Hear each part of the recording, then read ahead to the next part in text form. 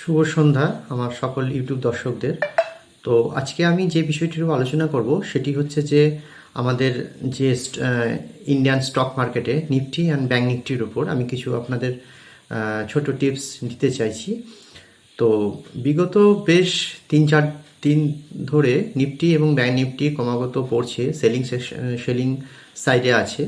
তো আজকে যে আমি ভিডিওটিতে আপনাদেরকে জানাবো যে গত ফ্রাইডে যে আমাদের ইন্টারন্যাশনাল মার্কেটে যথেষ্ট আমাদের আমেরিকা মার্কেট যথেষ্ট গ্রিন সিগন্যাল দিয়েছে।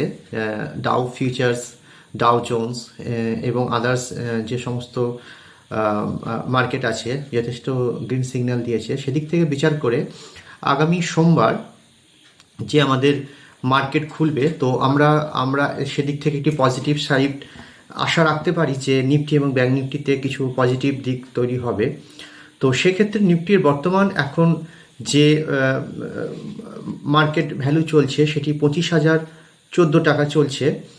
তো আমরা এর অপশন ট্রেডিংয়ে যদি আমরা কল সাইডে যাই তাহলে তার কল সাইডে 10ই অক্টোবর নিফটির যে ভ্যালু আছে এখন 179, তো সে কল অপশন নিতে পারি যার টার্গেট থাকবে আমাদের 240 থেকে 250।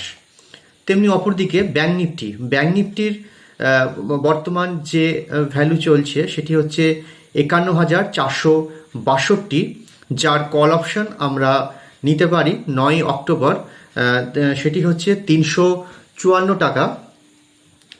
তো 354 টাকার কল অপশানে আমরা যদি ব্যাঙ্ক নিফটি বাই করি সেক্ষেত্রে তার টার্গেট থাকতে পারে 430 থেকে 450। তো দুটোরই ক্ষেত্রে আমাদের যে এক্সপায়ারি ডেট থাকবে সেটি হচ্ছে 10ই অক্টোবর এবং 9 অক্টোবর। তো আপনারা ব্যাঙ্ক নিফটি বা নিফটি অপশন ট্রেডিংয়ে বাই করতে পারেন এই টার্গেট থাকলো। তো যদিও এটি খুব রিস্কি ট্রেড, তো তবুও আপনারা নিজের সিদ্ধান্ত নিয়ে এটি ক্রয় করতে পারেন বা বাইং সাইডে যেতে পারেন।